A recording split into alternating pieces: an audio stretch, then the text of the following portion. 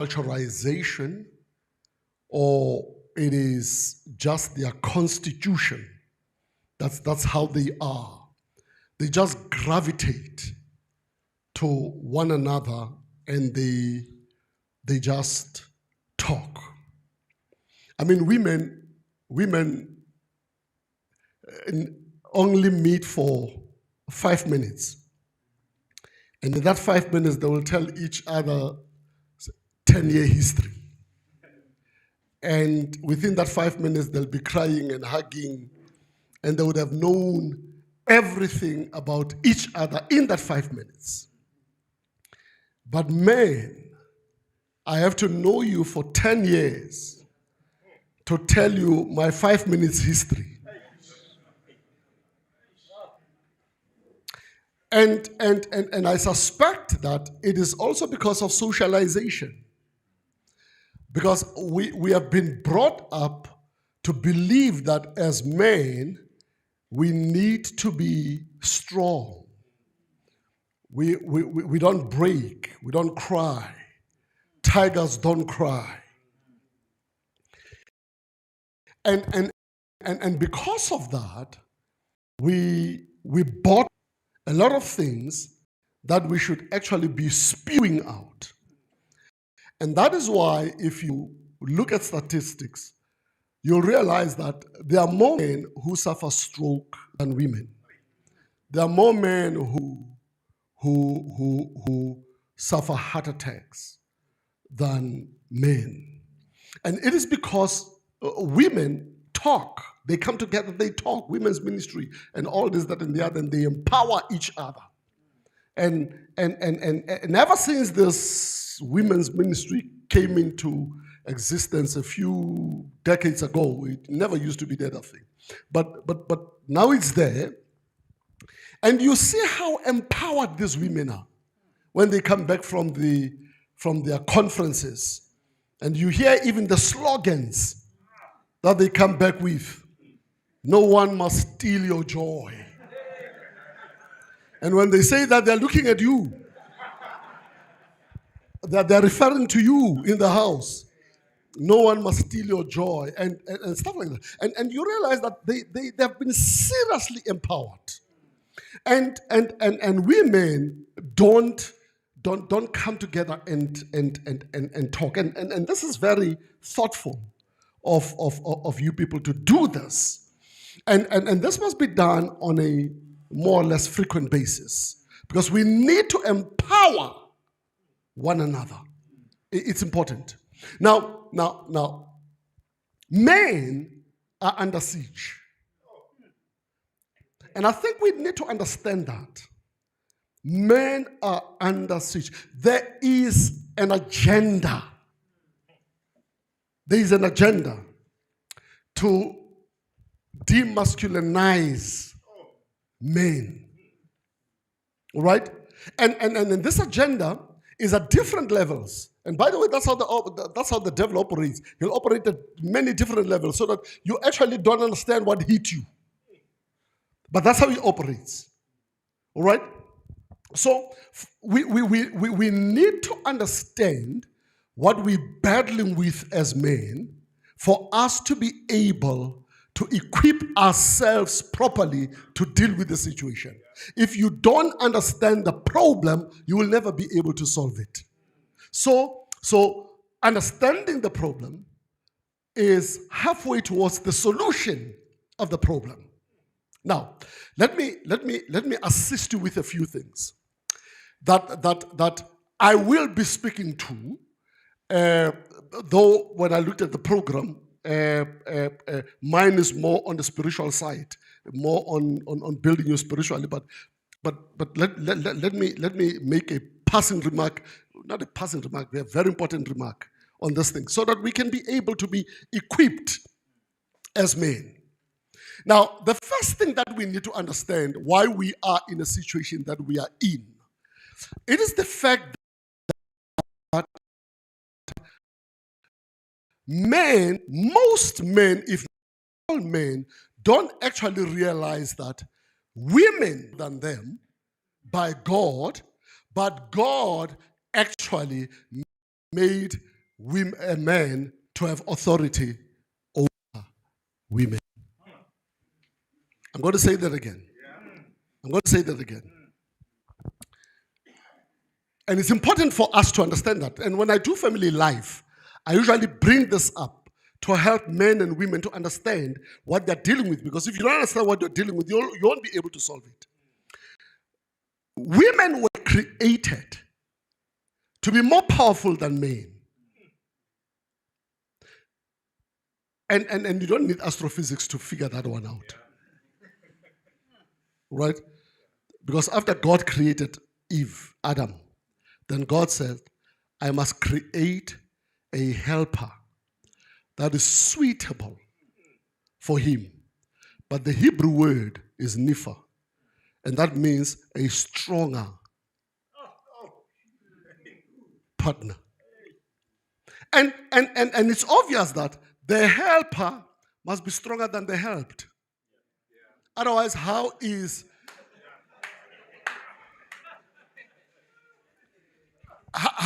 the helper going to help if the helped is stronger?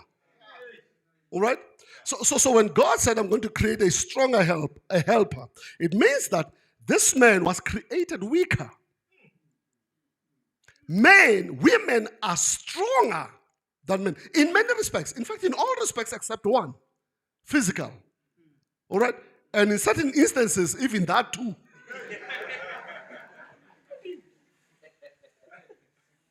So we need to understand that, and we need to appreciate that. And you need to appreciate this in the context of Genesis. All right? Because that's where the whole story begins. You need to understand it in that context. And I usually give this illustration that just to prove that women are very, very strong. And you need to be aware of that in order to exercise your authority properly. So basically it must be, I know you are strong, but I'm above you theologically. And you need to know where you draw your authority from. Your authority is not from culture. It's not from finances. It's not from your ontology, your physical being. It's not there. Your authority is theological. I will argue that probably during the week. Now. Look at how strong this whole situation is of women is. The Bible says in Genesis chapter 3, and Eve said, and the snake said, and Eve said, and the snake said, and Eve said, and the snake said. There's a serious conversation, man, between a woman and a snake.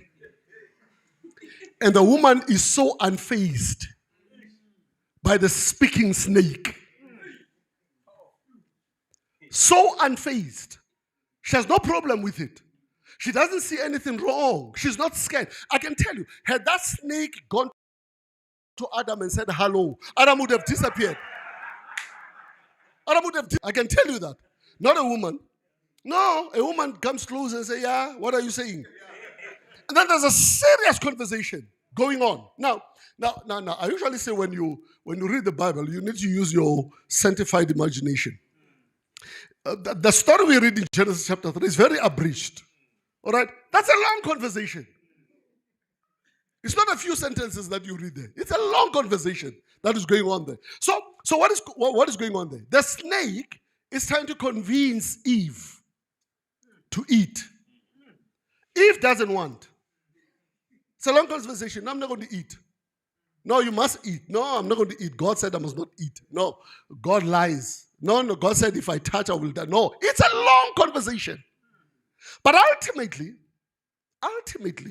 she eats. After a long argument, she eats. Read the Bible. And then after eating, she plucks from the tree. She goes to the husband. No argument. Eat. Eat. And the poor guy just grabs this thing and just eats. No argument. Now, you understand it right in that context. That women are extremely powerful. And if you don't know who you are dealing with, as when you're dealing with a woman, it could be your wife, it could be your daughter, it could be your sister, it could be. If you don't understand who you're dealing with, it becomes a big problem. It becomes a big problem because then you'll get frustrated, then there'll be a fight, then ultimately you'll just kill this person, period, because you're frustrated. All right? Now, we need to understand that women are very powerful. That is why it has to take God through Paul to tell women to submit. Because there's no man who can make his wife to submit. There isn't. So that is why it takes God through Paul to say to women, submit. So I usually say, once a week. All right? It doesn't matter what the lesson says. When you conduct the lesson, once a week, take a 10. Ephesians chapter 6. Go past there. Find a way of smuggling it in the lesson there. To keep reminding these people that I've got authority that comes from God. All right? Because on your own, you will never be able to exercise it. So that's the first thing that you're dealing with as men. That's the first thing we're dealing with. We're dealing with strong people. People who were created to be strong. And for whatever strange reason, God then said, the weaker one will have authority over the other one. Of course, we can argue and say it was because Eve was tempted first and all this, that, and the other. That's okay. Doesn't matter. But the fact of the matter is that God said this weaker one must have authority over this one. So that's the first thing we're battling with. The second thing we're battling with, it is now egalitarianism. That is sweeping the world today. And there is nothing that bothers me more than to hear men actually advocating for egalitarianism. And sometimes I sympathize with them because these concepts can be very confusing. All right? Now, this is what used to happen. What used to happen is this.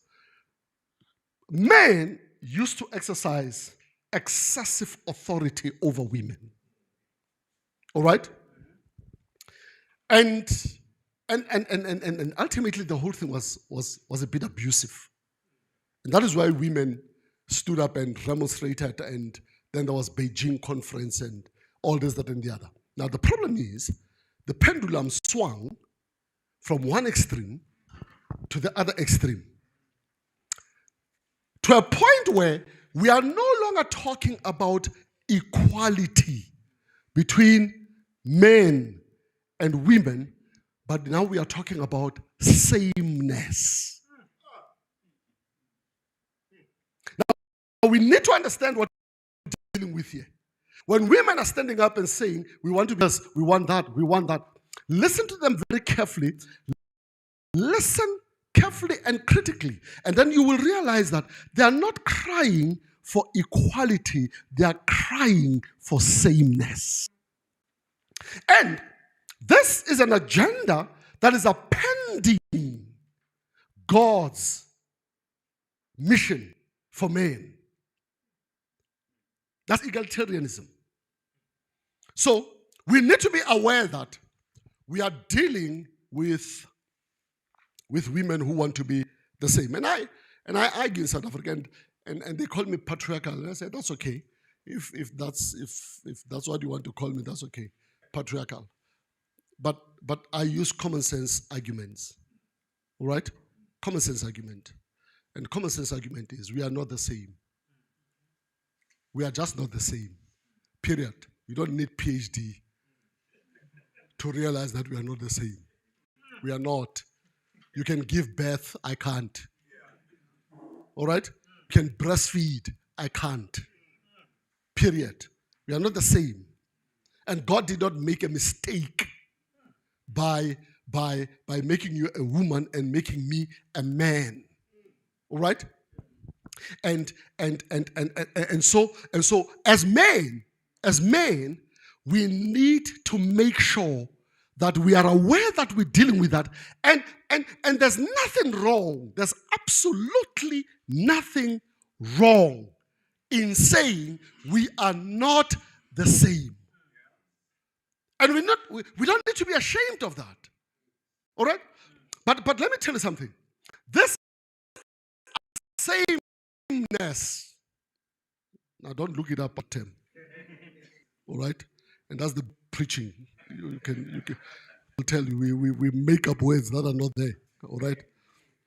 Now, this unsameness must also instill in us as men that there are certain things that we are responsible for that our women can never be responsible for. Because I think sometimes we are actually subverting ourselves and our authority as men by allowing women to do what they are not supposed to. For instance, there's no 50-50 in the Bible. And I think as men, we need to understand that the concept of 50-50 is actually subverting our authority as men. There's no 50-50. There isn't. All right? I'm not saying partners cannot contribute towards the well-being of the home. I'm not saying that. All I'm saying is that no 50-50. There isn't. You are a man, and the things that a man should do must be done 100%. There's a woman, and the things that a woman must do must be done 100%. There's no 50-50. All right? For instance, it's also impractical to do a 50-50 in certain instances. When there's a knock at your house at 12 o'clock at night, how do you practice 50-50? With your wife here. At 12 o'clock there's a knock. Are you going to say, last night it was me.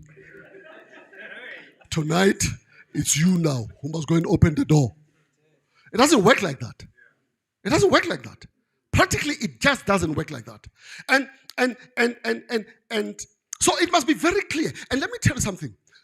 This thing of unsameness as men, we need to make sure that it's clear in our minds, because if we don't deal with it clearly in our minds, we are raising a confused generation in our children. All right?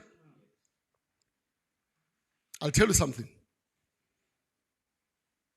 And I know it's my personal view. You might have your own personal view. All right?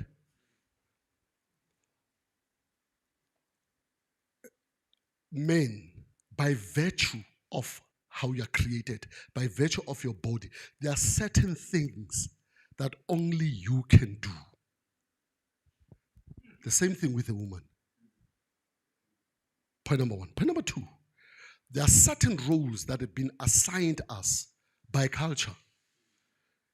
And we don't need to be ashamed of those. We are Africans. Whites are not ashamed of who they are. There's no reason for us to be ashamed of who we are. Period. So, I will wash the car for my wife. I'll make sure that the car has petrol all the time. I fill it up. I'll make sure that if it's broken, I fix it. If the tire is flat, I fix it. I make sure that I provide. I buy the food. I make sure that there's a strong roof over her head and over my children. I make sure that I maintain the house. The upkeep, it's me. That's my role. I protect my family. I've got a knopkiri in the house. It's mine, it's known. When there's danger, I'm the one who goes out and makes sure. Now, I can't be ashamed of that because that's my role as a man. And a woman has a role. Now, does it mean we can't help each other? We can. Okay? So there'll be a time when she will say, I'm going to wash the car today because maybe you're not feeling well. Or maybe you're busy with something else. I have no problem with that. It's the same thing with her role. The Bible says we need to help each other, but don't take over.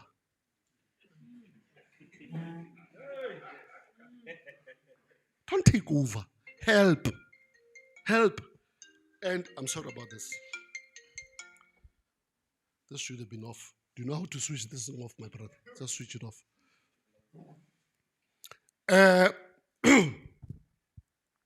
Don't take over. Don't. So, let me give you an example. I usually say, I have no problem with men who can cook and surprise their wives with their cooking skills and bake. I have no problem with that. That's okay. If you can cook, that's nice. Nice skill. But don't be known for cooking when you are a man and baking cakes. They're supposed to use that skill to help, not to take over. Now, men are sitting here, they're talking about, hey, I can fix a car. Hey, I can paint. Hey, I can build. And then you come, who should you taste my cakes? And you are a man.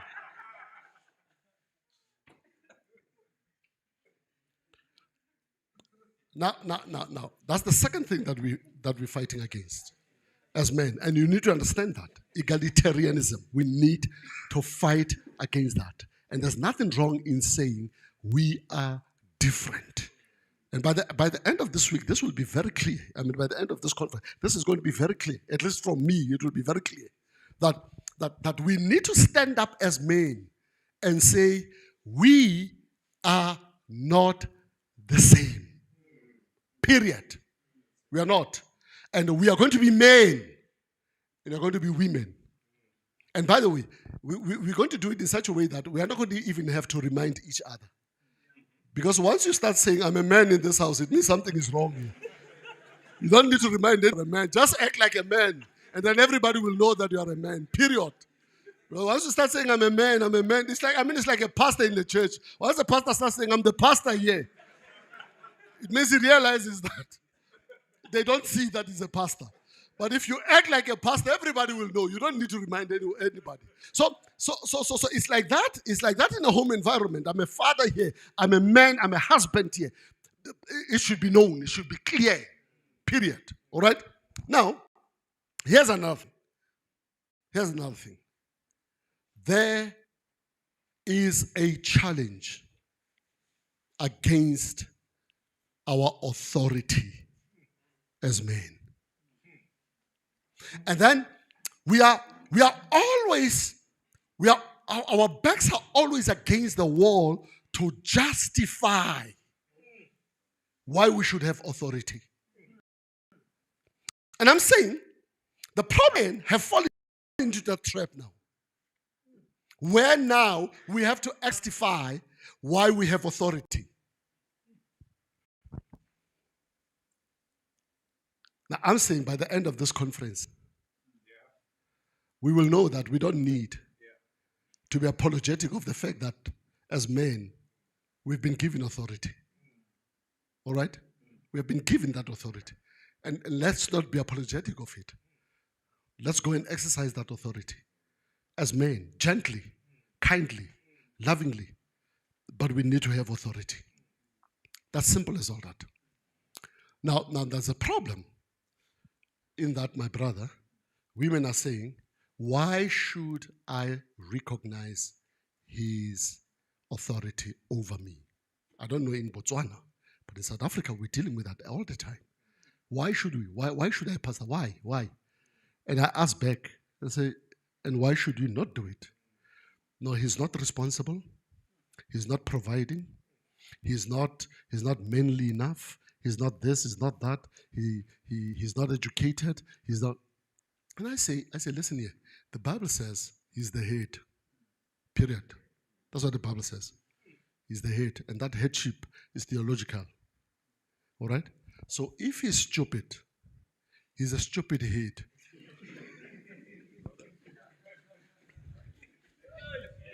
All right? So we can't argue over the headship.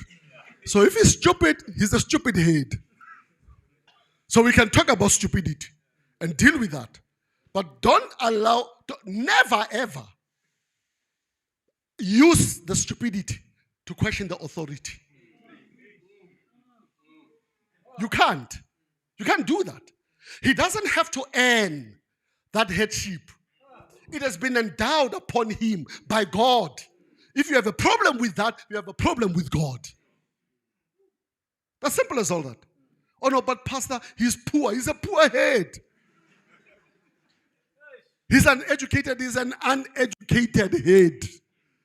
So don't use those things to question his headship. And I'm here to say to you men, I'm here to say to you that do not allow your authority to be questioned. Now, what can be questioned is how you exercise it. You are wise enough to understand the difference, eh? You can question how I use it, but don't question my authority. Don't do that. And you know, my wife made me learn this. A couple of years back, I knew it as a theory, but I never practiced it until my wife made me realize that, you know what, it's time that I exercise this authority. This is what happened. What happened was that while I'm a pastor, I'm running business as well. So I got into problems and I was experiencing business reversals. All right? And stuff like that. So I speak to my lawyers and I say to my lawyers, I say, listen, I'm in a situation, I'm in a financial situation here. How are we going to deal with this? So my lawyers advise me. They say, listen, get rid of the house. Sell the house because the creditors are going to come for the house. All right? So sell the house, save the house, put the money aside so that when we deal with your situation, at least you've got money aside. So it's a good plan. So I go to my wife. And I said to my wife, I said, listen here, I think we need to get rid of the house. The lawyer advised me that we should sell the house. And my wife says, you and the lawyer, you'll find a house that you will sell. This one, you are not selling, it is mine. I tried to convince my wife, no. You go find a house with your lawyer that you will sell. You are not selling this one. Okay. 3, 4, 5 months, 6 months down the line, I'm not able to raise the money to pay creditors. Now she realizes that we are in trouble. All right? Now one day she comes to me, she says, listen, I think we must sell the house.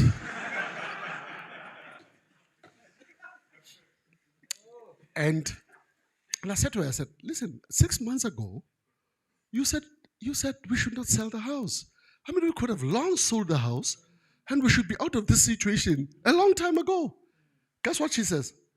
If you are serious, you'd have done it. Problem is that you are also not serious.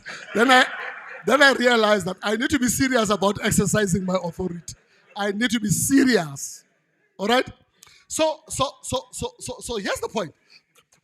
Our authority is being challenged. As men, is being challenged.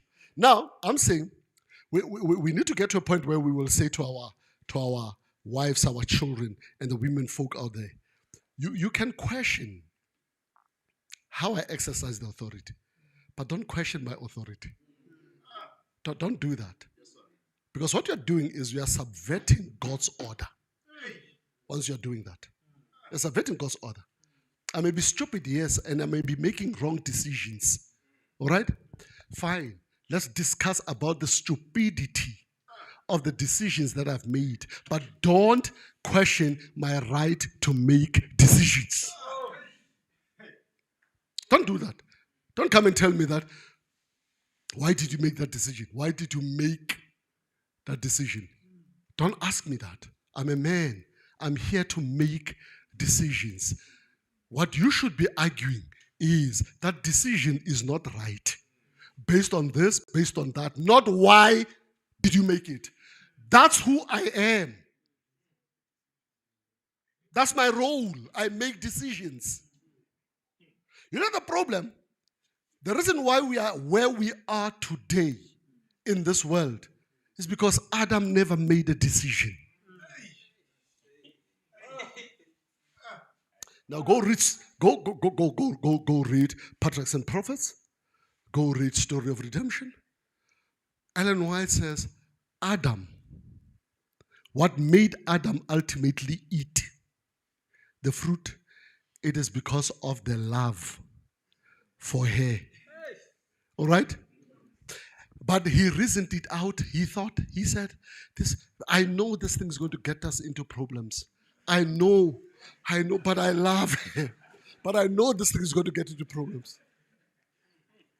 And Ellen White says, for whatever reason, Adam did not think that the God who gave him this woman will give him another woman.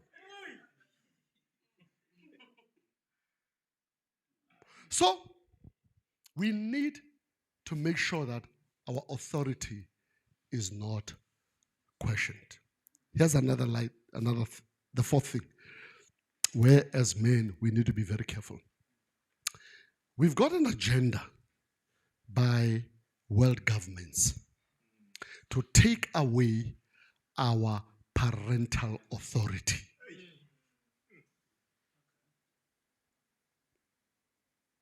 That's something that we need to be aware of, and that's something that we need to resist. Children have more rights than parents today. That's what is happening. Children are having more rights than parents. Now we need to stand our ground as men. Gently, kindly, lovingly, patiently, but we need to stand our grounds. And my children know. I've got grown-up children now. They used to think I'm a father from hell. But today they thank me. Because I used to say to them, I said, all these rights notwithstanding that you have in my house, you only have one right in this house, and it is the right to be children. That's the only right you have in this house. You have a right to be children, and all the benefits that accompany that right. All right? I'm friendly. I'm not your friend. I'm a friendly father, but I'm not your friend. Period. In this house, there's a father and there are children. Simple as all that. Once you remove that distinction, you're in trouble. You're in serious trouble. And as fathers, when we go back home, we need to know that we are going to be fathers and there'll be children. Period. So there's no speaking back. There's no arguing. In fact, I said to them, I said, there are only 2 rules here. 2 rules. I don't have many rules for you guys here in my house. And go ask my children, they'll tell you that we grew up with only 2 rules at home. The first rule, I used to tell them, the first rule in this house, I'm always right. That's the first rule. I'm always right. You are children. What do you know about right and wrong? I must be the one who determines what is right and wrong here. Period. All right? The second rule, if I'm wrong, the first rule applies.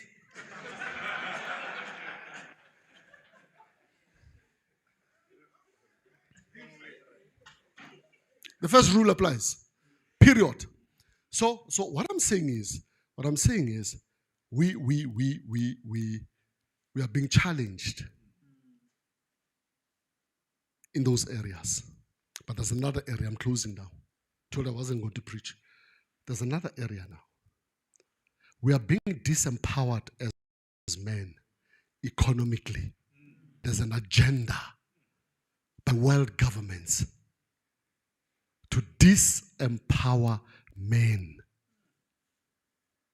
financially and economically. There's the movement towards radical feminism. The world is actually taken over by women. I mean, look at what's happened. I was watching movies. And I was watching movies for a specific purpose. Watch movies. Just go watch movies. And check what is happening in movies. The lead roles in the latest movies are by women. Men are reduced from taking lead roles in movies. It's women now. Women. In South Africa today, boardrooms are run by women. So now you need to understand what is happening. This is not just governments. This is a satanic agenda. Because what is happening is this. You have a woman who's sitting in boardrooms with men, telling men what to do. And the problem with women is this, and I always tell them, they cannot separate their wells. And they're not designed to separate their wells. They're not. Men, we are. We are designed like that. We are designed to compartmentalize things. Are we together? So we put things in boxes as men. That's how we are wired. So there's a box for the car, there's a box for the house, there's a box for the job, there's a box for children, there's a box for school, there's a box for sports, and this box don't touch. There's nowhere where they meet. All right? So when I come home, my job is not coming with me. But women can't do that. Because women, everything is related to everything. That's how they are. That's how they are wired. Everything is, and that is why you can't outspeak your wife. If there's a man who can outspeak his wife, man, there's a serious problem with that man. I can tell you. He's a woman trapped in a man's body. You can't outspeak your wife. You can't. And you know why you can't outspeak your wife? Because women are designed to deal with one thing at a time. Just at a time. Our brains are such that if I talk about the car, I'm just talking about the car. For goodness sake. Can we talk about the car? Don't bring in anything else. Can we talk about, but not with women. Women have a way of just seeing everything related to everything. So you will drop a glass. To you, it's a glass. It's a glass. Why do you make an issue out of a glass? It's a glass. Do you want me to go? I can go buy 6 of them. No, that's not the point. The point is not the glass. That glass is related to everything else. So you drop the glass. You drop the glass. How many times did I tell you that you must be careful of that glass? How many times did I tell you that? You don't listen. I mean, it's like this globe here. When are you going to fix the globe? Or when are you going to fix it? I mean, this globe has been like this for 3 months. This globe. The problem is that you don't listen. Yesterday, you failed to pick up the children. Huh? You failed to pick up the children yesterday. Huh? Now, I can't even tell your mother because you are just like your mother. Now, all of us, from the glass, now my mother is already there now. How did we arrive at my mother? It's because everything for them is related to everything. Are we together? Now, the point I'm making is this. Women sit in the boardroom. They're sitting in those boardrooms. They're CEOs. They're managers. They're everything. And then they come to the home environment. Do you think they're seeing a husband? No, they're not seeing a husband. They're just seeing an employee. You know, I often say, for instance, the women who are nurses, that's why they have a problem. Nurses have a serious problem. Because they spend 8 hours, 10 hours, 12 hours in a hospital with weak and sick and crying men. All right? Nurse, this, nurse, sit down when hey, no, pain, hey, go feel the last week. Hey, men who are weak and crying. Then she comes home. You think she's seeing her husband? Once you start arguing, she sees a patient. She looks at this and says, there's another patient. This one needs penicillin. Because they can't differentiate. They can't. It's like women teachers. To women teachers, everyone is a student. Even the husband. My wife is a teacher. My mother was a teacher. I know it from experience. I mean, during lesson time when I try to speak, my wife says, hey, raise your hand first.